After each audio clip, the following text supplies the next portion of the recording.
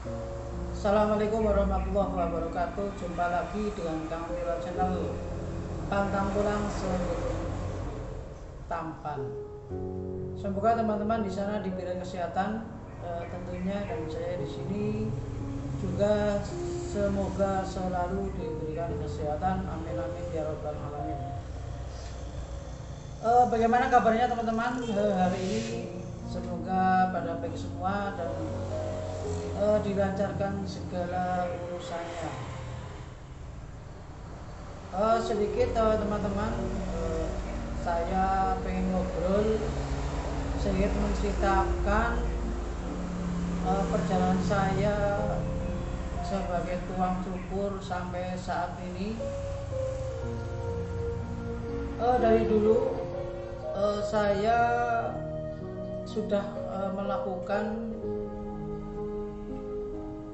latihan mencukur itu sudah mulai umur 15 tahun. Waktu itu dari teman-teman sepermainan saya menginginkan saya untuk mencukur, karena waktu itu tukang cukur juga jarang di tempat saya, jadi saya disuruh untuk latihan potong rambut. Dari awal dari situ juga saya mulai latihan mencukur teman-teman seusia. Ramai dulu teman-teman apabila mencukur, kita rame-rame di kampung, kita berhubung bersama-sama, ada 3 orang 4 orang, kita beli rokok, kita rokok bareng 4 orang. Saya yang mencukur semua waktu itu karena saya punya bakat dalam mencukur. Hasilnya waktu itu lumayan bagus untuk pemula yang baru latihan mencukur. Dari situ terus berkembang. Seiring berjalan waktu, saya tidak memikirkan saya mempunyai keterampilan potong rambut untuk kedepannya, untuk lahan mencari rezeki. Aku tidak memikirkan sampai ke situ. Itu hanyalah suatu hobi di masa remaja saya waktu itu.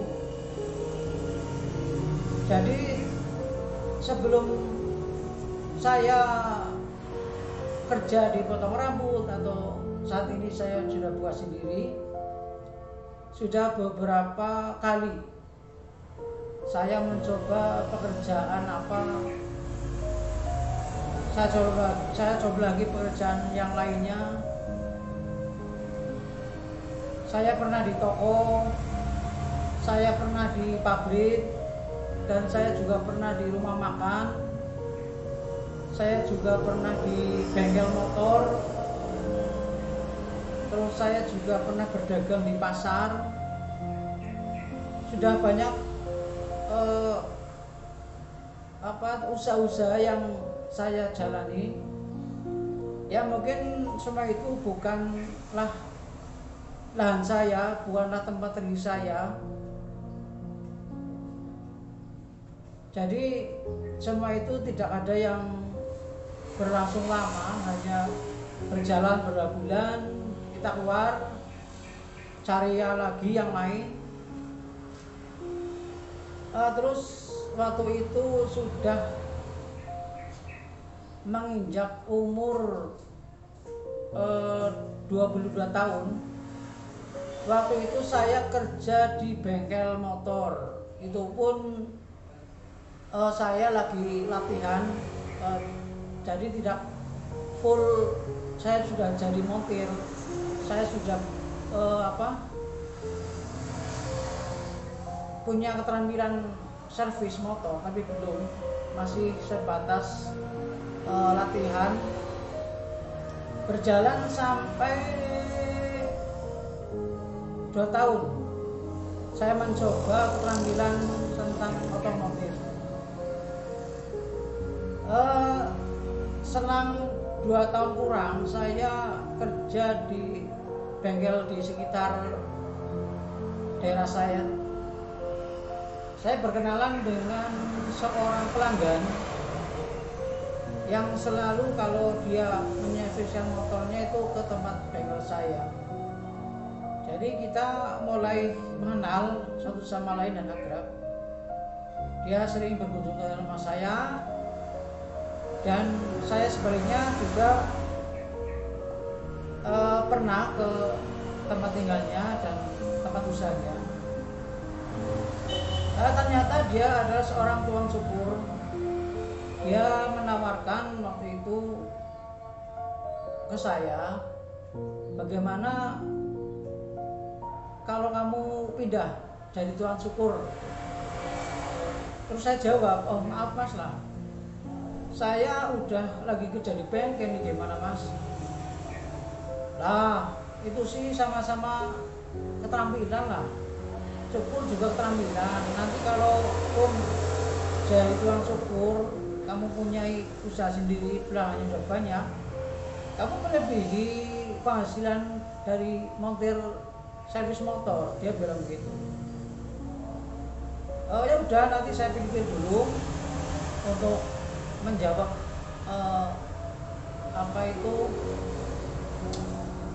pertanyaannya dan lowongannya untuk dia melatih saya sebagai tukang cukur, karena dia pernah ke tempat saya melihat saya lagi mencukur keponakan. Dia kaget, oh kamu bisa cukur juga ya? Iya inilah hanya untuk iseng aja, nyukur dikreasin aja teman-teman saudara. Kamu bisa cukur aja, bisa latihan nyukur, lumayan. Kamu bisa latihan ke tempat saya, dia bilang seperti itu. Saya enggak waktu itu, saya masih konsentrasi ke bidang otomotif yang saya lagi tekuni saat itu. Saya izin sama ibu saya, waktu itu juga dia nggak begitu respon. Nah kamu kan lagi kerja di bengkel, lagi latihan otomotif, jadi ditekunin aja itu bengkelnya, jangan pindah-pindah lagi. Dari dulu udah pindah, sekarang mau pindah lagi ke tukang cukur. Ya bu ini sih hanya cerita saja pada ibu, apabila disetujui ya alhamdulillah. Tapi bu ini sih sama-sama menyangkut keterampilan, ya apa boleh dicoba lah bagaimana nanti hasilnya usaha saya apabila mencoba menjadi tukang cukur gitu bu. Alhamdulillah selang beberapa hari ibu saya mengizinkan saya pindah latihan jadi tukang cukur. Walaupun saya sudah bisa mencukur, tapi belum bisa mencukur dengan alat clipper waktu itu. Terus saya main ke tempat teman saya yang mempunyai tempat kios di Patik Raja sana. Terus saya datang ke sana, saya bilang saya menyetujui apa yang sampean kemarin tawarkan ke saya. Jadi saya waktu itu latihan nyukur di situ teman-teman. Sudah berapa lama? Karena saya sudah bisa, ada bakat, jadi nggak terlalu lama saya bisa menguasai alat clippernya, menguasai cara nyukurnya seperti itu. Terus saya banyak pelanggan-pelanggannya teman saya yang suka dengan saya, jadi saya termasuk di situ udah punya pelanggan. Di situ ada 1 tahun saya ikut teman saya.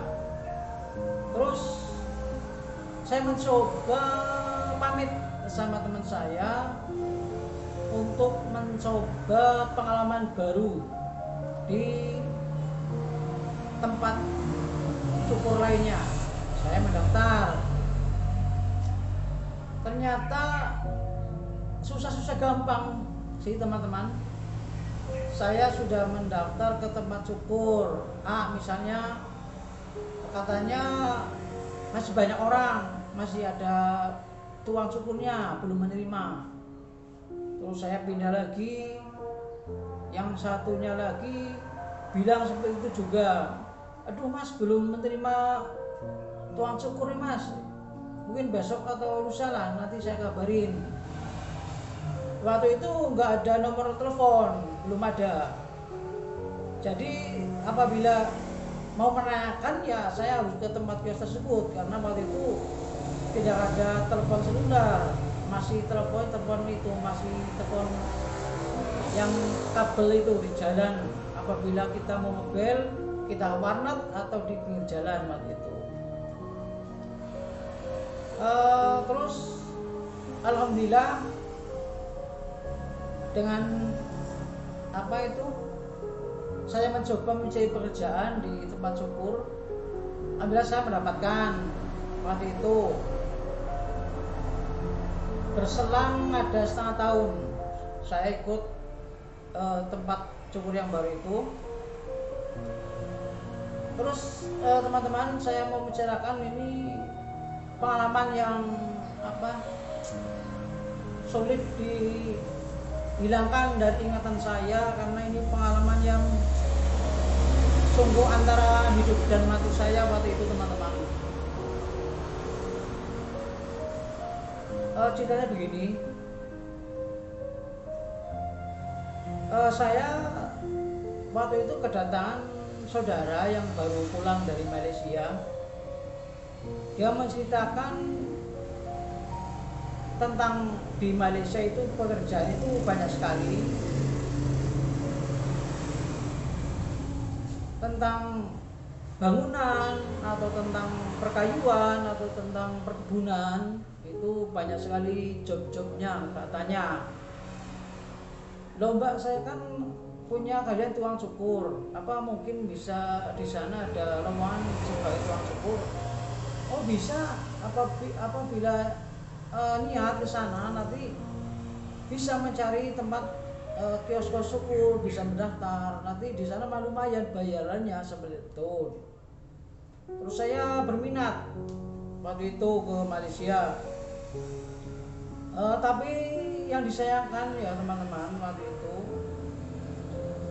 saya udah bermusyawarah sama keluarga, sama ibu, perihal niat saya mau ke Malaysia, ikut saudara ke Malaysia. Tapi oleh ibu saya nggak boleh waktu itu, karena jauh sekali. Terus mungkin ada alasan-alasan tertentu lah, orang tua saya nggak mengizinkan saya pergi ke Malaysia. Tapi saya mencoba untuk memberikan pengarahan aja, supaya pengertian, supaya saya bisa diizinkan untuk pergi ke Malaysia dengan saudara dari ibu saya. Lanjut beberapa hari kemudian saya diizinin sama ibu saya. Tapi yang diragukan sama ibu saya, karena saya berangkat ke Malaysia itu adalah ilegal, tidak legal. Jadi tidak ada surat-surat yang saya bawa untuk ke Malaysia karena ini ilegal. Tapi saudara saya itu meyakinkan sekali ke ibu saya, meyakinkan sekali ke bapak saya, bahwa insya Allah apabila saya sanggup, benar-benar mau, insya Allah bisa masuk ke sana dengan selamat. Dia bilang seperti itu. Jadi saya mantap sekali teman-teman. Dengan berjalan waktu, saya nekat ke Malaysia. Dari perjalanan ke tempat saya dari Purwokerto ke Medan itu berjalan lama sekali, 3 hari 3 malam saya baru nyampe ke kota Medan. Di kota Medan itu saya ada kira-kira 1 minggu. Saya bertemu dengan yang melantarkan saya dan mbak saya ke yang mempunyai perahu untuk pergi ke Malaysia. Singkat cerita, saya berangkat dari Medan ke Malaysia itu kalau nggak salah jam 2 malam teman-teman. Jam 2 malam saya ke Tanjung Balai. Dari pelabuhan Tanjung Balai itu kita menyusup lewat rumah-rumah di atas air di pinggiran pantai. Itu jam 2 saya menaiki kapal tongkang yang untuk kesehariannya itu mencari ikan.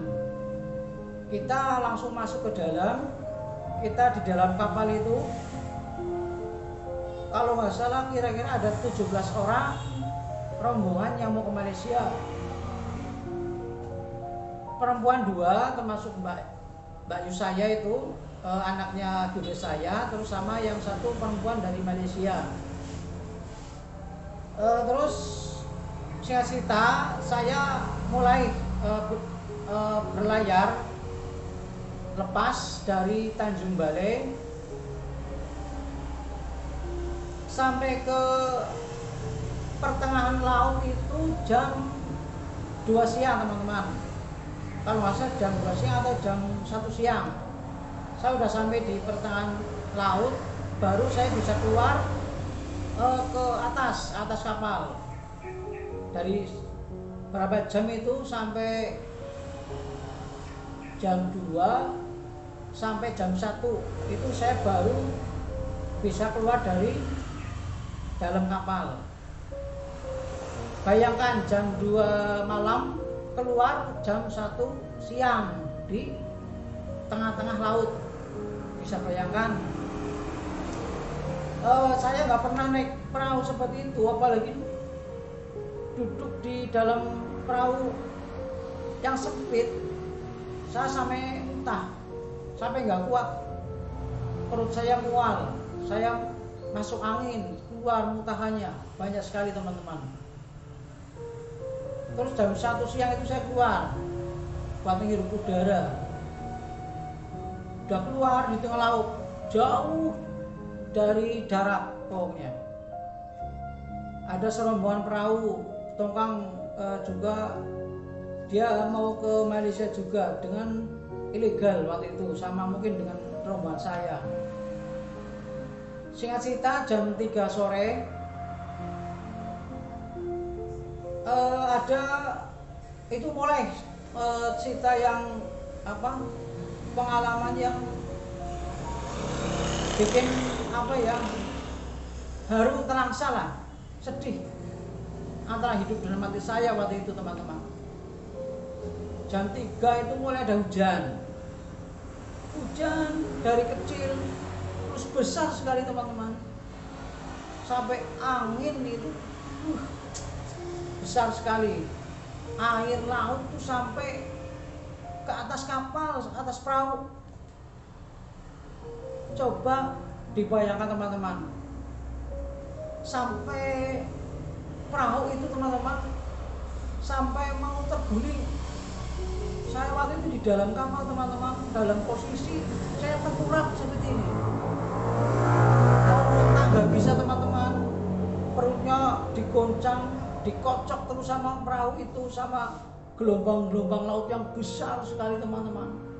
Sampai merikuk saya sini, menahan pules, menahan mau muntah nggak bisa, menahan buang air kecil nggak bisa keluar, antara hidup dan mati waktu itu. Apalagi kalau sampai perahu itu terbalik teman-teman, apa yang terjadi saya tidak membayangkan. Orang tua saya bagaimana kehilangan saya waktu itu, pergi ke Malaysia ingin merubah nasib, tapi di perjalanan ada musibah apabila terjadi. Alhamdulillah teman-teman, perjuangan di kapal itu ada hujan, ada angin, terus ombak besar sekali, sampai kapal itu bergoyang-goyang 2 jam teman-teman. Waktu itu coba dibayangkan, sungguh bagi saya itu suatu pengalaman yang sungguh tidak bisa dihilangkan dari hidup saya teman-teman. Sudah 2 jam teman-teman, alhamdulillah berlalu itu. Kita berjalan lagi dengan kecepatan yang mungkin diperhitungkan, karena nanti takut di jalan itu ada operasi polis mungkin dari Malaysia. Terus sampai malam berlanjut. Waktu itu sampai di pertengahan mendekati pulau itu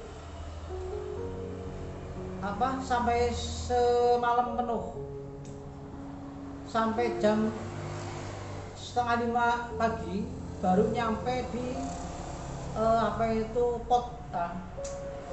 nyampe di pinggiran Malaysia, tapi masih jauh dari Malaysianya. Masih di Pulau Ketam. Dikira itu sama rombongan itu Pulau Ketam itu udah dekat sama Malaysia, tinggal kita masuk ke Malaysia, masuk ke hutan, terus di situ nanti ada jalan, terus naik bis naik truk. Ternyata itu pulau yang masih jauh dari daratan Malaysia, masih harus naik perahu lagi ke Malaysia. Nah di situ di Pulau Ketam itu jam 4:30 saya turun. Dari daratannya aja itu ke kapal turunnya itu sejam. Ada 100 meter saya turun dari perahu tongkang itu, 100 meter ke pulaunya. Waktu saya turun itu air segini teman-teman, air laut. Saya turun langsung ke Pulau Ketamnya tersebut. Ternyata teman-teman bukan daratan teman-teman. Itu adalah Pulau Rawa yang mengerikan lah sekali lah. Tidak ada daratan teman-teman. Saya masuk ke situ, lumpur aja satu ini teman-teman. Setengah kaki lah. Waktu itu lumpurnya setengah kaki. Orang 14 itu masuk ke situ. Waktu itu orang 14 pisah. Yang 7 ke kanan, yang 7 lagi ke kiri. Terus saya ikut ke kiri teman-teman. Rombongan ke kiri, saya ikut yang ke kiri. Ada yang ke kanan. Terus sampai ke dalam pulau tersebut. Sampai jam 8 pagi belum menemukan apapun. Masih di hutan di tengah pulau terpencil. Coba dibayangkan teman-teman. Waktu itu di rawa, banyak lumpurnya, perutnya lapar, belum bisa apapun. Setelah perjalanan yang mengerikan itu di tengah laut sampai tiba di Pulau Ketam itu tidak diisi apa-apa nih makan perutnya teman-teman, sampai rasanya lemes, sudah seperti nggak ada tenaga teman-teman. Tapi dengan tekad saya teman-teman, agar lepas dari daerah itu, dari Pulau Ketam itu, saya semangat. Saya tahan itu laparnya, saya tahan itu lemes badan saya teman-teman.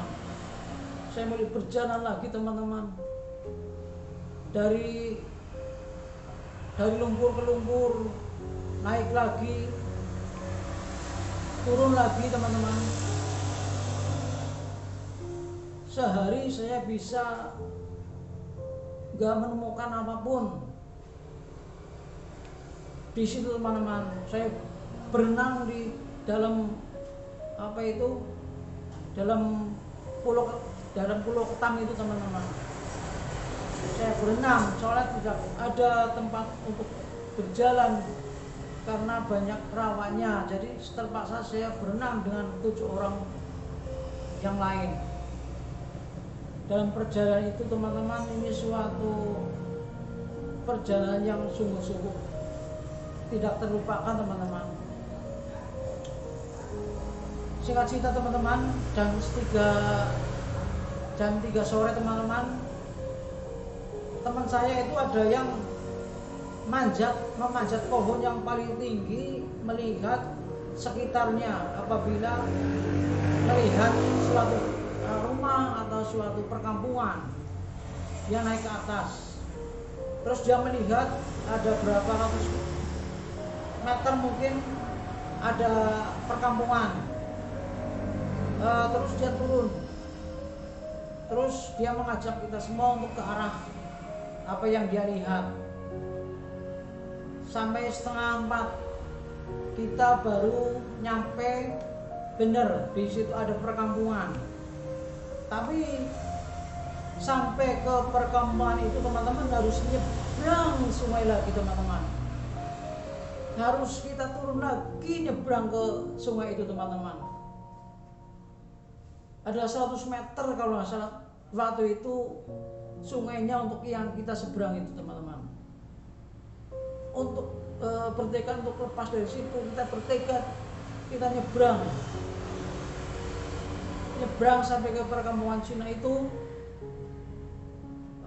Disambut dengan gonggongan anjing-anjing yang mempunyai rumah-rumah di situ teman-teman. Kita berjalan sampai di toko, waktu itu di toko orang Cina itu di Malaysia. Tapi rumah-rumah itu tempatnya di atas panggok, di atas rawa, di atas panggok. Itu tempatnya tinggalnya di situ semua itu. Waktu itu lagi santai, lagi istirahat, lagi makan yang kita beli di toko itu. Ada roti segala macam lah untuk mengisi perut ini yang lagi lapar sekali. Sudah mandi, walaupun mandinya mandi air laut teman-teman. Sungguh perjalanan yang melelahkan. Sungguh yang melelahkan ya Allah. Terus mungkin nasib saya yang kurang bagus teman-teman. Lagi asik-asiknya beristirahat, melepaskan rasa lelah. Habis itu nanti kita cari jalan lagi untuk keluar dari pulau itu. Tapi ya Allah, mungkin nasib yang Allah berikan waktu itu tidak sesuai apa yang saya bayangkan teman-teman. Ada segerombolan orang datang dengan naik sepeda. Saya kira orang itu lagi naik sepeda lah ya, sepeda gunung itu. Ternyata ya Allah, dia seorang polisi teman-teman. Dia rombongan polisi itu menangkap kita semua waktu itu di situ teman-teman. Kita ditangkap, kita dibawa ke kantor polisi waktu itu di sana. Walaupun tidak menerima kekerasan fisik, tapi bagi saya yang baru pertama itu sungguh menyedihkan sekali teman-teman. Pengalaman yang benar-benar tidak bisa dilupakan. Terus singkat cerita teman, saya dibawa oleh polisi itu dengan rombongan, dibawa ke pelabuhan Port Klang waktu itu teman-teman di Malaysia. Terus saya dibawa lagi di kantor kepolisian yang lebih besar di sana. Terus saya diinterogasi di sana selesai integrasi teman-teman, singkat cerita saya dibawa lagi ke, ya Allah ya Robbi, saya dibawa ke lokap teman-teman. Kita dimasukkan ke lokap dengan teman-teman Indonesia. Di situ seluruh Indonesia ada teman-teman. Dari Jawa Timur, Semarang, Jawa Barat, Medan, Aceh, Lombok, semua ada di situ teman-teman. Laki-laki, perempuan banyak di situ teman-teman. Ya karena kesalahan apa itu surat-surat atau ilegal, pada ketangkep, dimasukkan ke lokap penampungan. Saya dimasukkan ke situ teman-teman. Ya Allah, cobaan apa ini ya bagi saya waktu itu. Niat saya baik untuk merubah nasib saya, tapi saya menyadari karena perjalanan saya itu ilegal, tidak legal. Apabila legal mungkin kita selamat sampai ke tujuan, tapi ini saya menyadari, benar-benar menyadari karena itu ilegal. Saya mungkin patut juga mendapatkan ujian seperti ini. Ya kalau ilegal nasibnya baik sih bisa keluar dari apa itu hutan, bisa keluar, bisa mencari kerja. Mungkin ini nasib saya yang kurang baik waktu itu teman-teman. Kita masuk lokap 1 bulan di penampungan itu teman-teman, campur sama orang Indonesia. Di situ ada orang India, ada orang Cina, ada orang apa itu Vietnam, ada juga, ada orang Singapura ada juga. Saya satu bulan saya di situ teman-teman. 1 bulan saya berpikiran, ya Allah, apa saya bisa keluar dari sini, ya Allah. Sungguh kasihan ibu saya, orang tua saya, apabila dia tahu saya berada di sudah berada di Malaysia, tapi keadaannya seperti ini teman-teman. Saya di penampungan.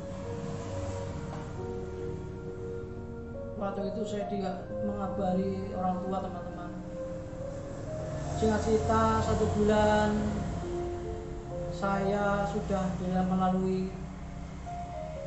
Alhamdulillah nama saya itu tercatat untuk dipulangkan ke Indonesia teman-teman. Waktu itu hari kemerdekaan Malaysia teman-teman. Nama saya tertulis dalam urutan orang-orang yang dipulangkan ke Malaysia teman-teman. Alhamdulillah saya bisa balik lagi ke Indonesia, walaupun tidak sesuai apa yang saya inginkan, yang saya dambakan, yang saya cita-citakan, bisa bekerja di Malaysia, merubah nasib supaya lebih baik lagi. Tapi Allah membuat cerita lain untuk kesabaran saya, untuk cobaan saya, sabar atau tidak waktu itu. Saya ambil hikmahnya saja teman-teman. Saya pulang dari Malaysia rombongan dengan seluruh project ilegal dari Malaysia, dipulangkan ke Indonesia sampai di Belawan teman-teman. Waktu itu di Belawan saya tidak langsung pulang teman-teman. Saya mempunyai teman waktu itu di lokap. Terus saya ikut di Medan itu ada 2 bulan teman-teman. Saya kerja di situ. Saya daftar kerja ke tempat cukur waktu itu teman-teman. Saya kerja di situ 2 bulan, mencari uang untuk ongkos pulang ke Purwokerto teman-teman. Ya Allah, perjalanan yang melelahkan, yang tidak bisa dilupakan teman-teman. Setelah 2 bulan teman-teman saya kerja, saya pulang ke Indonesia, pulang ke Purwokerto. Habis pulang ke Purwokerto, saya tidak cerita sama orang tua saya teman-teman.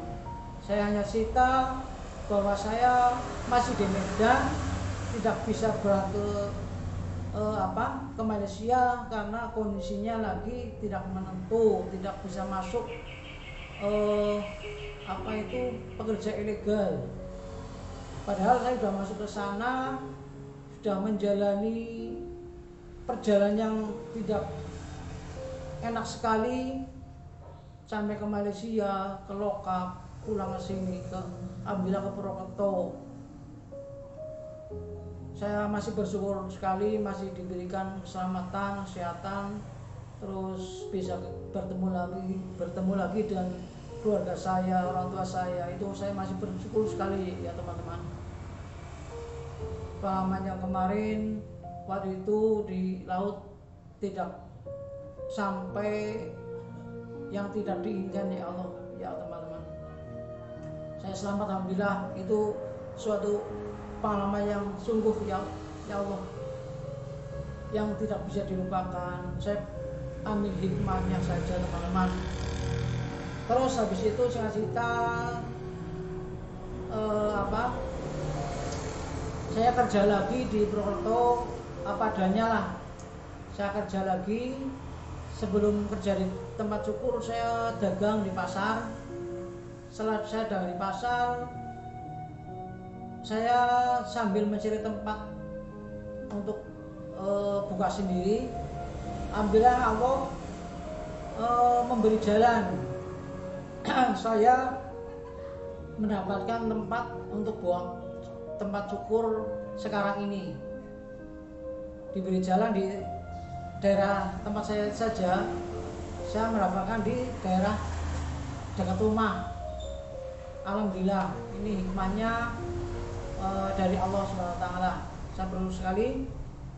Saya waktu itu buka tempat cukur, walaupun kecil, alhamdulillah suatu tempat yang mungkin saya idam-idamkan untuk membuat usaha merintis dari nol sebagai tukang cukur.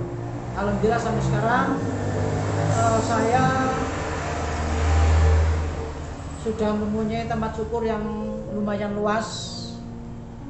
Ini walaupun terus terang tempat saya ini masih ngontrak, tapi alhamdulillah tempat ini adalah tempat tanah desa, tapi alhamdulillah tidak terlalu mahal sewanya, jadi sangat meringankan bagi saya. Seperti itu teman-teman. Alhamdulillah teman-teman, terima kasih sekali apabila telah menyimak video ini. Saya menceritakan awal saya sebagai tukang cukur sampai sekarang. Alhamdulillah dengan doa orang tua, doa-doa orang-orang yang mencintai saya, menyayangi saya, sampai sekarang alhamdulillah usaha saya masih berjalan dengan baik. Alhamdulillah sekali. Dan teman-teman yang belum subscribe ya, subscribe dulu dong, karena subscribe itu gratis, tidak ada biayanya ya. Like, comment, dan share supaya channel saya ini semakin berkembang dan semakin bermanfaat untuk yang lainnya. Seperti itu. Silakan yang sudah merapat, yang sudah hadir, yang sudah melihat channel ini, jangan ragu-ragu, klik saja channel Kang Tilal. Nanti di situ ada tutorial potong rambut. Dukung ya, jangan lupa subscribe, loncengnya juga ditun biar tidak ketinggalan dari video saya. Oke, dari saya cukup sekian. Apabila ada salah kata, saya curhat menceritakan dari bukan tukang cukur menjadi tukang cukur sampai sekarang, seperti itu. Dari saya, assalamualaikum warahmatullahi wabarakatuh. Kang Tilal channel. Uhuy.